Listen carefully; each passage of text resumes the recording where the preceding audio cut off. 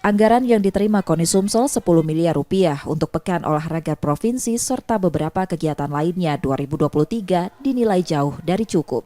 Agar pelaksanaan Porprov 2023 tetap terlaksana, KONI Sumsel mengajukan tambahan anggaran pada APBD perubahan nanti.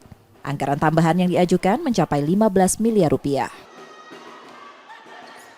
15 miliar lagi minimal. 15 miliar bisa berjalan lah dengan berbagai efisiensi ya, gitu. Tapi kalau tidak ada tambahan, barangkali kemungkinan besar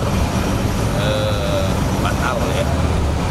Atau mungkin kita serahkan lah Dispora kita serahkan. Jika tambahan anggaran tidak dipenuhi, kemungkinan besar pelaksanaan Porprov dan kegiatan olahraga lainnya terancam batal di Sumatera Selatan. Nur Muhammad, Kompas TV, Palembang, Sumatera Selatan.